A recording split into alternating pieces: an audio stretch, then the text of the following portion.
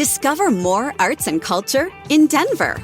Experience the Share Show at the Buell Theater May 3rd through 5th. Celebrate the Cinco de Mayo Festival at Civic Center Park May 4th and 5th. And immerse yourself in biophilia at the Denver Art Museum May 5th through August 11th. It's time to do more Denver. Start planning your art-packed adventures at visitdenver.com/do-more. This episode of the D-Lew Podcast is brought to you by Goalie Nutrition. As someone who's used Goalie for quite some time, I can tell you that they're not only very good, but they're very beneficial. My favorite are the Super Green Gummies. The Super Green Gummies are uniquely crafted with a spectrum of essential nutrients such as vitamins A, B12, folic acid, and thiamine. It supports a healthy liver function, healthy nervous and immune system, digestive health, a boost to your metabolism, and overall health and well-being. There are no artificial sweeteners, flavors, or colors from artificial sources. They're vegan-friendly, gluten-free, and gelatin-free. All loyal listeners of the D-Lew Podcast get a special 10% discount at checkout. Go to goalie.com, use promo code DLEW. That's goalie.com, use promo code DLEW. This podcast is a Believe Network and Siete production.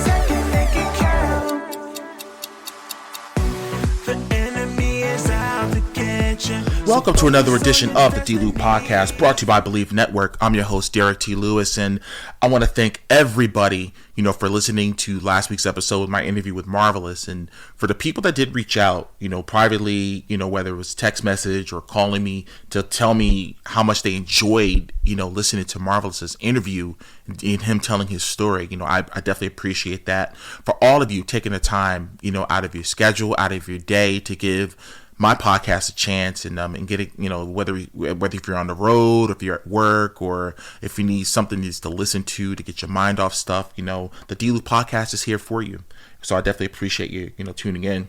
But man, this past weekend, I had my ring announcer thing with the world famous Monster Factory at our show Because We Can, and from top to bottom the show was great. It ran really smoothly, and we really got the hype up, the docuseries. The fans are really excited about that. And speaking of the docuseries Monster Factory, which can only be seen on Apple TV Plus. If you're listening to this on Thursday when the show drops, it's going to be available tomorrow, so on the 17th. March 17th is when the show debuts on Apple TV Plus. So if you're not an Apple TV Plus subscriber, do me a favor, subscribe and check out the show. It's 6 30-minute episodes, and you're really going to get to see behind the scenes of what really goes on, at the, at training, when the wrestlers are training, during the week, and obviously on our show days, just how everything is ran from a production standpoint. So you really get a chance to really see what we do, and the ups and downs, the ins and outs, the whole 9 yards.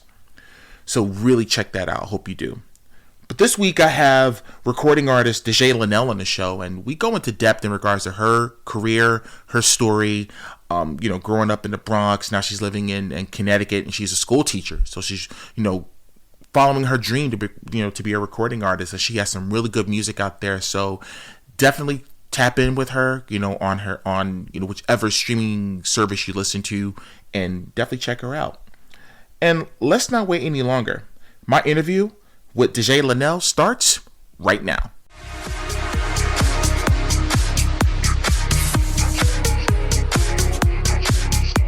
Well, ladies and gentlemen, it's an honor and a privilege to have this talented young lady on this week's edition of the D-Lew Podcast, the one and only Dajee Lynell. Thank you for coming on. How are you? Thank you so much for having me. Welcome, guys. I'm doing well. Thank you for asking. All right. So let's talk about the beginning. Let's talk about the beginning of everything. So you grew up in the Bronx and then Waterbury, Connecticut. Let's talk about that a little bit. Yeah, I moved out here around fifth grade. And it was a really big transition for me because the norms are so different here than in New York. New York, you go to the corner store and you can eat a whole meal. Over Mm-hmm. here, you got all these restaurants and stuff. So it was a little bit of a culture shock at first.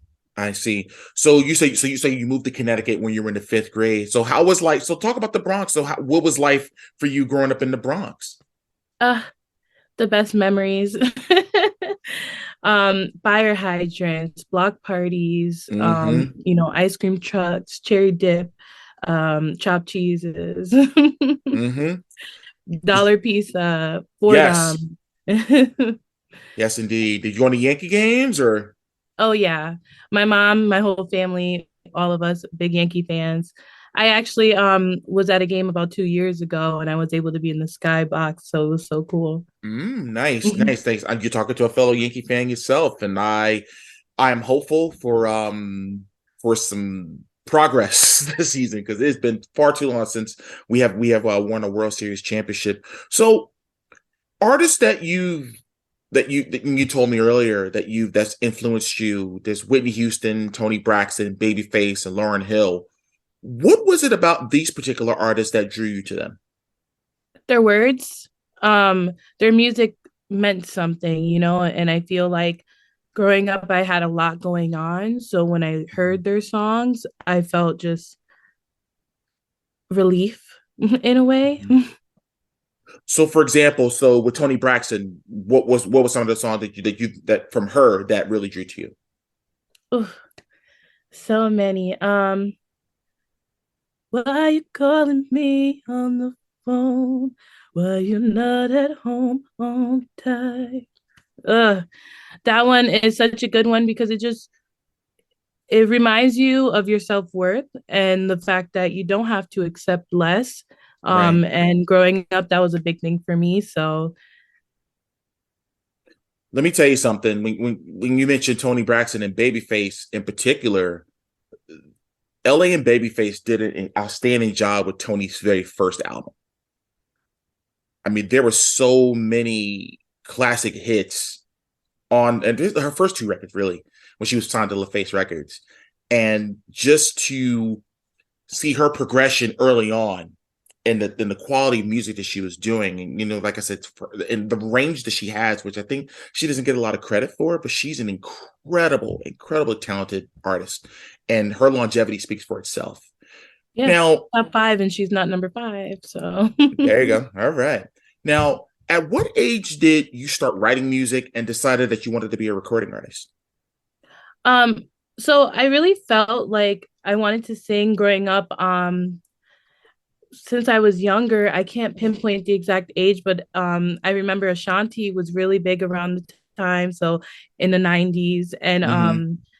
I was like, I want to be like her. I want to do what Mm-hmm. she's doing. And then I tried to sing, and everybody was like, maybe a different talent. I was young, I was a kid. Yeah. Wait. So wait a minute. Even as a kid, see, ladies and gentlemen, I'm going to stop right here. When a kid is trying to do something, don't try to kill their dreams. Don't do that because you never know who they'll become. Now look at her. Proceed. Literally. So growing up, I was like, oh, I'm gonna be a lawyer. That was my goal at the time. Mm-hmm. I just fell in love with psychology in high school too, so it was pretty big for me.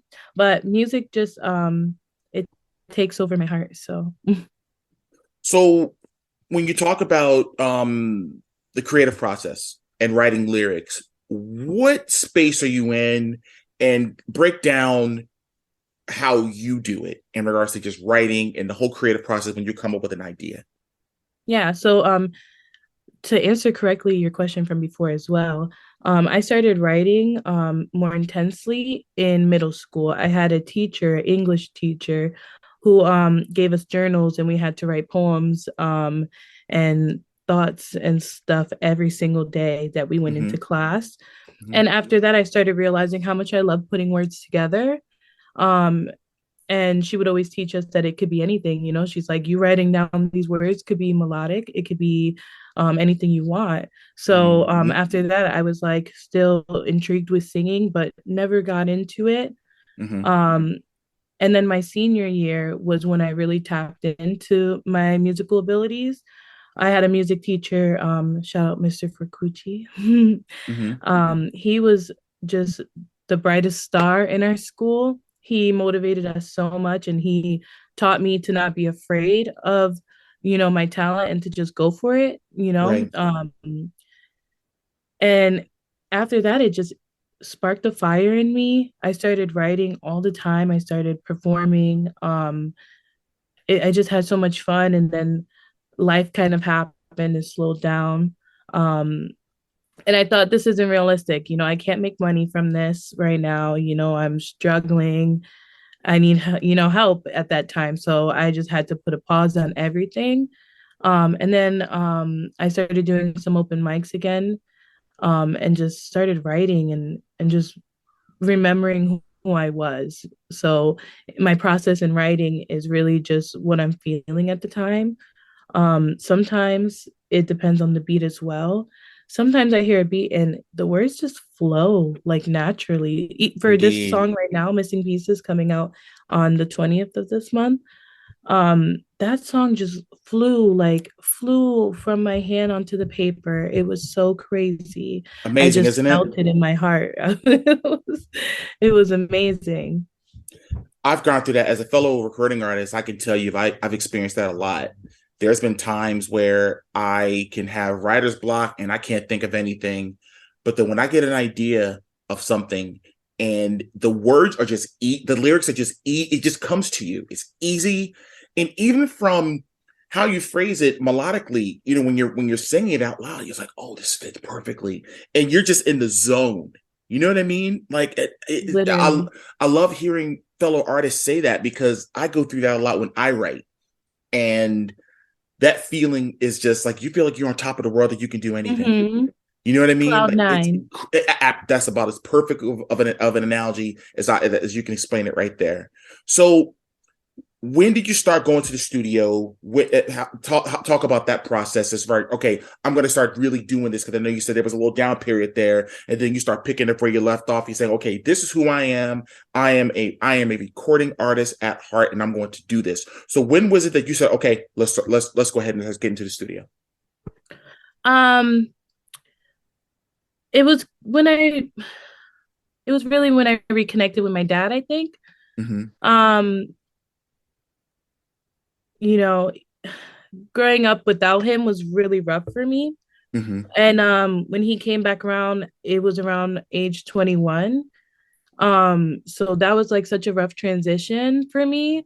But he motivated me a lot, and he filled in the missing pieces, Mm. that I had when it came to music and things. It's crazy how musical they are. And my dad, he was pretty well known and all this stuff. Even with his absence in the music industry, he came back and he had so much love and so many connections and stuff. And he just told me, like, you're a queen, you can do anything you want. I don't know why you're not doing it. And he's like, don't be afraid of something new. Because I perform live. It's like my home performing live, but it's something different about recording in a studio. And I think for a while it was so hard for me to grasp the difference. Mm-hmm. It was really hard for me that I kind of was like, okay, well, maybe not right now. And he was like, if you don't do it now, and you're not going to do it later, you're not going to ever do it. And you're going to miss out on something that you love. And the world is missing out on something that you can bring. So after that conversation with him, he took me to the studio, and I had my first like official session where I recorded my first song, which was not You Changed My Mind. It was supposed to be a song that I did not release called Redo. um but yeah, after that I was like, yeah, I definitely need to find the right studio. And then he passed away, and it was kind of hard because Sorry to hear about he that. yeah, no, it's okay. Thank you.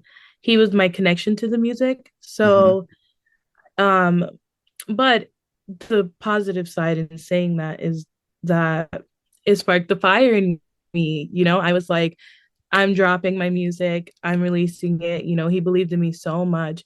He loves my music so much. So I'm like, yeah, Right. I have to just make him proud. Yeah. And I have a similar story with my dad too. My dad was actually in this group called the Drifters. I don't know if you've ever heard of them. And there was a period of time where he wasn't around. You know what I mean? And I'll put it out there. But I think, years later we did connect, but the difference was, though, he didn't know I was becoming an actor and getting into music at the time that he did pass away.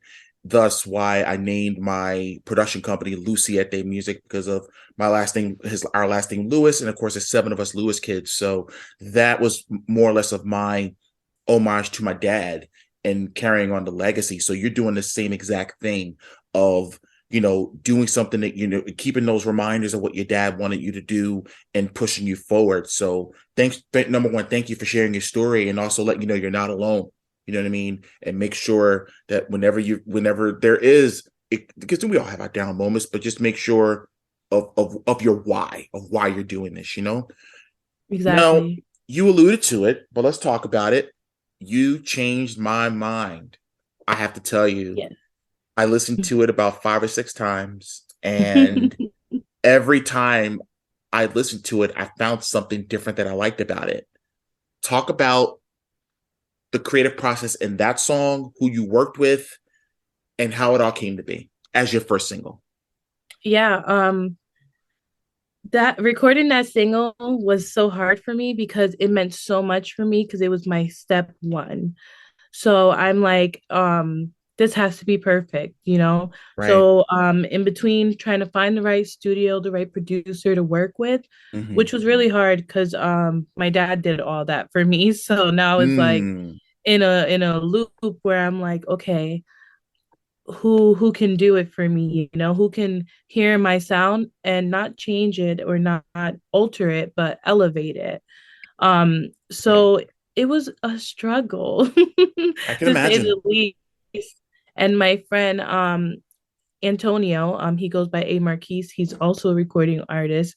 He set up a studio at the Y. And he said, come on down. Like, I have a beat that you can have. Let's record. Let's have some fun. He had previously asked me to do a feature with him. So for me doing the feature, he was like, come in. You don't have to pay anything. A song for a song. So I'm like, okay, perfect, cool. So we get there, and it's this small little studio, and I'm bringing my little candle, and we just start getting into it. And I wrote half of it when he sent me the beat, and then I finished the rest in the studio. The ending of the song was all just me going and flowing, because that was not what was supposed to be said or what was supposed to be done. Right. I like to keep my endings a little bit like different and unique, so I do go off of like my traditional writing styles for my endings most of the time. So But it's also good sometimes, maybe like it's almost like in a boxer's sense, maybe instead of throwing a right, you're throwing a left, So maybe in this instance, hey, it doesn't have to necessarily end it how we're, because we train ourselves to write a certain way, construct our songs a certain way. And I'm even working on something now, and it's just like, Derrick, why do you have to write it this way? There's many ways to construct this. You know what I mean? So I get everything you're saying in regards to just changing it up a little bit. And that's how we grow as artists, how we grow as creative beings. And that's where how diverse our music can be every single time, when people are listening to us. This episode of the D-Lew Podcast is brought to you by Goalie Nutrition. As someone who's used Goalie for quite some time, I can tell you that they're not only very good, but they're very beneficial. My favorite are the Super Green Gummies. The Super Green Gummies are uniquely crafted with a spectrum of essential nutrients such as vitamins A, B12, folic acid, and thiamine. It supports a healthy liver function, healthy nervous and immune system, digestive health, a boost to your metabolism, and overall health and well-being. There are no artificial sweeteners, flavors, or colors from artificial sources. They're vegan-friendly, gluten-free, and gelatin-free. All loyal listeners of the D-Lew Podcast get a special 10% discount at checkout. Go to goalie.com, use promo code DLEW. That's goalie.com, use promo code DLEW.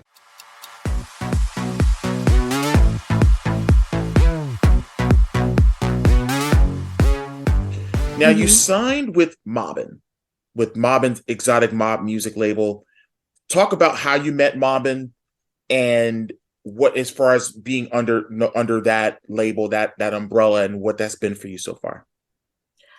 So I had gotten invited last year to perform during the BET Awards weekend in LA. So I was Okay. performing at the LA Convention Center um out there, and a few other smaller gigs during the weekend and stuff. And I met him at the Grammys Museum. They had an after party there for the BET Awards. So I met him there. I just walked up to him and I said, "Hey, um, are you a producer? Are you an artist? Do you do music? Nice to meet you. This is who I am." So he's like, "Yeah." And he was a little kind of skeptical, like, "Who is this girl who just pulled up on me?" Right, right, right, right, right, And right. I'm like, "Listen, I know I'm abrupt, but I'm here like because where I am now is not satisfying me. I know that my music needs to be heard. I don't know how I'm gonna get to the end of my rainbow, but I'm just gonna put myself out there. While I was out there, that was my mindset. I'm just gonna put myself out there and see what comes." Right. And he told me, "I like your confidence. I love how you just came up here and said, 'This is what I'm trying to do.' I can tell you're serious." So we just got to talking. I got to meet some of the artists he was with and stuff. We kind of hung out for a while, Okay. and then we kept connected. I'm actually not officially signed with them yet, but we are working together, so we have a good relationship and stuff. And the future is to come, so I'm excited for everything. I have such big hopes, and I know Marvin is so dope, so I'm excited for him as well. Yeah, Mobbin. I've known Mobbin now almost close to a year, and I had an opportunity to interview him when we were in Miami for a music conference with Radio Pushers, and just a solid guy, just as about as real as they come, and no nonsense, and he's just straightforward about everything. So, working with him, you're definitely in a good place, and wishing Mobbin and his whole entire team all the best. Now, are there any other producers and artists you would like to collaborate with? um there's so many different artists. I can't wait for people to start seeing me more, and hearing me more, so that they can understand the severity of this for For me, because sure. um I know it's meant to be, I know it, I feel it, people hear it, people hear me, and they listen, they stop what they're doing to tune into what I'm saying when I'm singing. And it's just the best feeling in the world. I know that it's just meant to be. So I'm ready. I'm open to different collabs. I'm open to different artists. Um, I always tell artists to email me a track so we can see if our vibes match so we can move on. Right now, I'm looking to collab specifically with a good friend of mine. She goes by Sweetie Belle. She's also an artist, a R&B singer, Mhm. and she is just amazing. So I'm excited to work with her. Um, and then I have a few others potentials that are still out there. So I'm trying to just go with the flow. And right now, I'm really focused on my music and getting it recorded. I got the opportunity to record in Manhattan at a really dope studio, um, through my family. My cousin Kate Block, he kind of opened that door for me.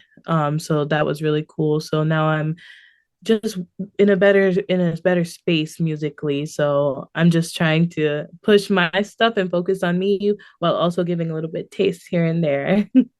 Yeah, for sure, for sure.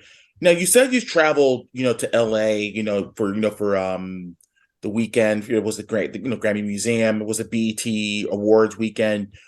Were there any other cities you visited to perform in, and what was that experience like for you? Yeah, I've traveled to Washington, D.C. Twice now Hmm. to perform, and that was really cool. I wasn't able to explore the city like I would have liked to. It was kind of just strictly business and out of there. Exactly. Hmm.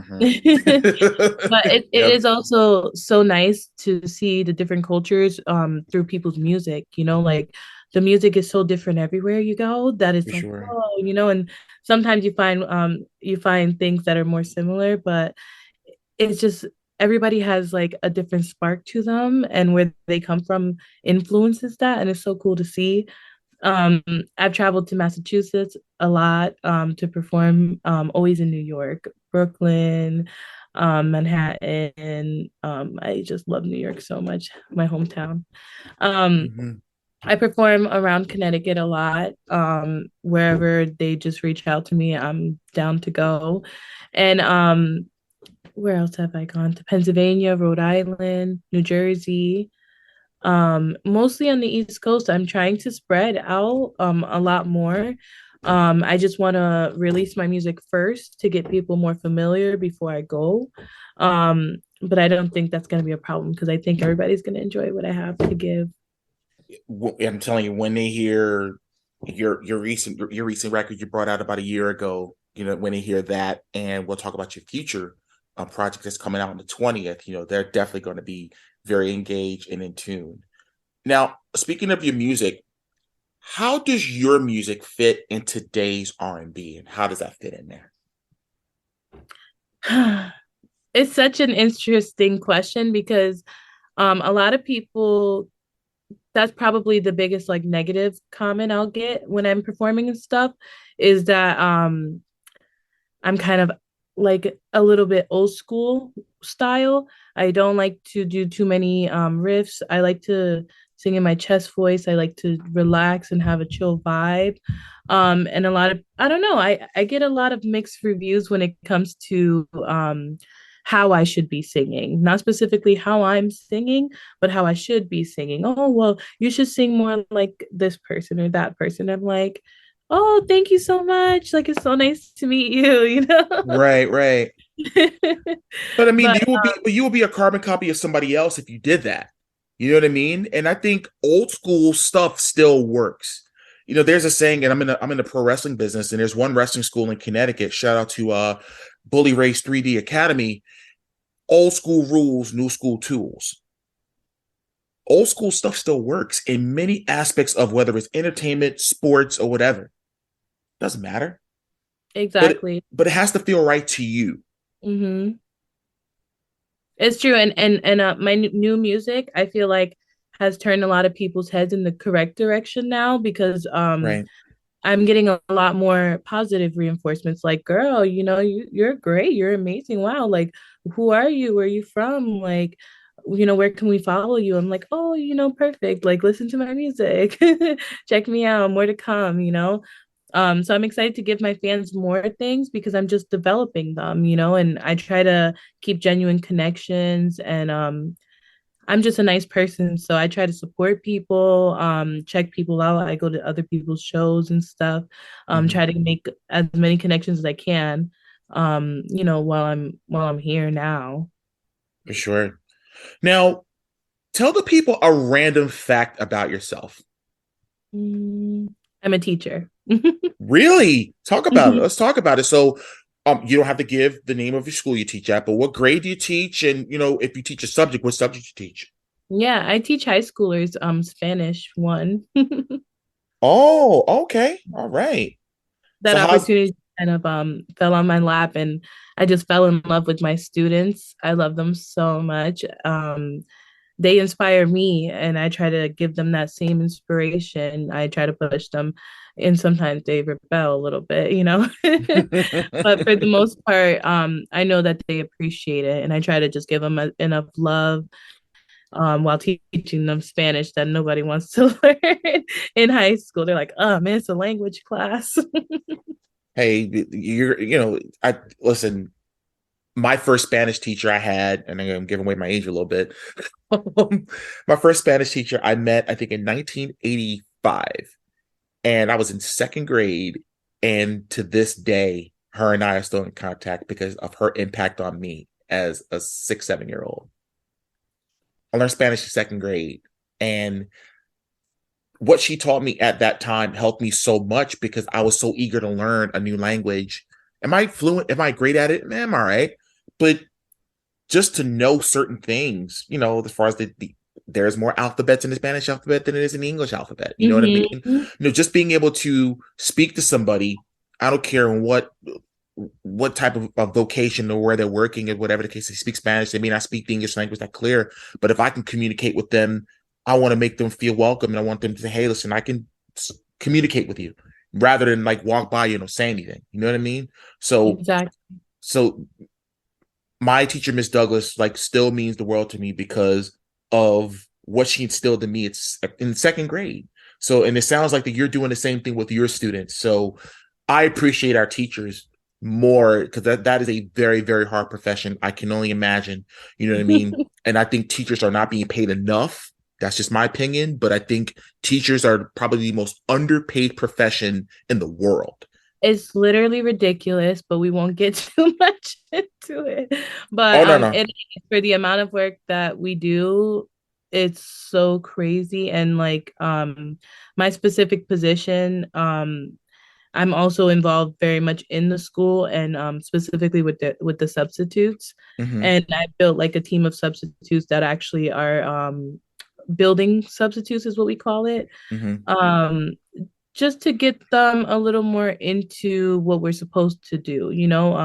These kids lack so much motivation that I just wanted to build a team that can come in and see them once in a while when their teacher's out or whatever it is, and actually lift them up, encourage them, teach them something about life and things like that so that they can grow. They need it. They've been through so much that they're so different from when we grew up. For So sure, for sure.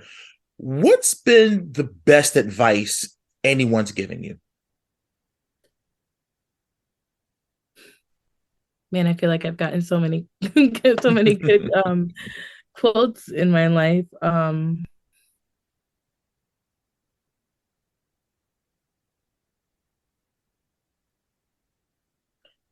I guess the best advice was probably when I was going through some stuff at a younger age, and I didn't really know how to get over it. Not get over it, but get through it. And Mm-hmm. I just kind of disconnected from everyone. But a friend of mine told me, grief is gonna be there no matter what. How you handle your grief is how you're gonna determine your future. And he basically just told me to be more emotionally intelligent, bottom line, to be able to still make it through and still strive for what I deserve. Um, and another one, my dad, he's always telling me, um, you're a queen, like act like it. And I know it's simple, but it just hits you because you're like, oh, he's so right. Positive reinforcement is so important. So Yeah. important. If there's anything in the industry that you can change, what would it be? This one's a sticky one. uh, you got to be careful what you say. Of course, of course. No, I'm just kidding. But I would probably say to go back to demos and things. I know it seems like so small, but I feel like everything now is about your image and not really about like the product that you're putting out there. For sure. And I'm not saying that's with everyone. We have so many talented people. We have such a big world. 100%. 100%. But I would definitely do the demo thing again, if I can change anything like right away. So that they can actually listen, like listen, like without all the extra stuff, listen, have that shock, that element, that going in blind, not worried about what you're looking like or what you're wearing or who you're talking to or who doesn't like you or who does like you. Just really listen. I think it would weed out a lot of the different artists that maybe aren't on the higher levels but know more people. So Yeah. that's probably one small thing I would change. No, it's important. And I think, the demo factor, you think about like you would send a tape or a CD to an AR and they'll listen to it and hope that they get back to you. You know what I mean? But I think that really everyone will be in the same boat at that point because you're listening to the talent, not so much of the imagery that they're seeing. You know what I mean? And I think sometimes that you can miss out on some talent, but if they don't have that image, or maybe they can't sell this or they can't sell that. And I think that's an ideology that I think has gotten a little bit too I don't like it. I think there needs to be a bit more focus on the talent more than the image. Now, you mentioned to it earlier. You have a project that's coming out very, very shortly. So let's talk about it. Yes, Missing Pieces, a missing piece of my heart. No, I'm just kidding. This song means so much to me. It's like I have always written safely, well, but safely. Never really trying to get too into my personal life. I like to be a little private with those things. So sure. I don't really like to tell people what I'm feeling and what I'm thinking, but with this song, I kind of let it out. I altered it a little bit, but I let it out. Some things I took from things I've seen or things I've heard about, but a lot of it was actually about, how I was feeling in that time, in that moment. Okay. All right. Now, where can people find you on social media? Whether it's, our website, YouTube, if there's merchandise website, plug it all. Dajee Lynn, DajeeLynn on Instagram. You follow me, I will follow you back. Take a listen. You can find all my links in my bio. I'm everywhere: Spotify, Tidal, Apple Music. Wherever you can find music, you will find Dajee Lynell. My new project is coming out, and then I'll be working on an EP. You guys can see all my gigs posted on my Instagram at all times. Anytime I'm performing, you'll see it on my Instagram. So you guys can come out, reach out to me. Sometimes I have a guest list and I can throw 1 or 2 extra people on it. So no matter where you're from or who you are, you want to come see me, I will try to do that for you. So at Dajee Lynn, my Facebook, Dajee Lynell, my Twitter, Dajee Lynn as well. Pretty much Dajee Lynn for everything. DajeeLynn. All right. Well, again, it's been an honor and a privilege to have you on, this week's edition of the D-Lew Podcast. And again, now that you've been on, you're a friend of the show forever. So again, the invitation is always open for you to come back. If you have something else going on in the future, in the immediate or distant future, hey, this is the place for you to come, promote it, talk about everything that's going on in your career. Thank you so much. It's literally been a pleasure. I don't get to do this so often. So I'm grateful and I appreciate you so much. And it's been so nice. So thank you. You got it. Well, that does it for this week's edition of the D-Lew Podcast. Again, I want to thank Dajee Lynell for taking the time out of her busy schedule to come talk to us and tell her story and everything that's going on with her music career. So again, like she said, check out all of her music on all streaming platforms. And like I said, you definitely won't regret it. I had an awesome time listening to her music all this week, actually. So definitely check her out. She's definitely on her way to doing some incredible, incredible things. I forgot to mention, last week, one of my friends from high school hit me up, and I hadn't talked to him in a while. We actually reconnected, I think, during the pandemic. His name is Lamont Williams, and we met in 6th grade. And when I tell you, shocked was an understatement, man. I'm telling you. But he's doing incredible, him and his wife and his kids. So again, a huge shout out to my boy Lamont. We used to sing back in the day. We used to sing in the back hallway, before homeroom. We had aspirations of being in music, and one day we're gonna do something. But regards to me, you can follow me on all my social media. There's TikTok, there's Snapchat, Instagram, Twitter, and it's all under the same handle, The Real DT Lew. The Real DT Lew. Facebook is Derrick T. Lewis official page. You can get merchandise, okay? There's a new D-Lew Podcast t-shirt that's obviously with the Believe logo on it. You can get it at shop.derricklewis.com in addition to other tees and hoodies that are on there as well. Well, again, I'm going to get out of here. And just remember, whatever you do in life, always remember to make it count. See you next time. It's easy to see the common signs of transmission trouble. If your engine revs before it falls into gear, If it seems to switch gears for no reason. If shifts are rough, lurching, or clunking. So watch for the signs. Because catching it early could mean repair instead of replacement. And if you do need transmission work, be sure to call Certified Transmission, the job done right at the right price. Find a location near you at certifiedtransmission.com.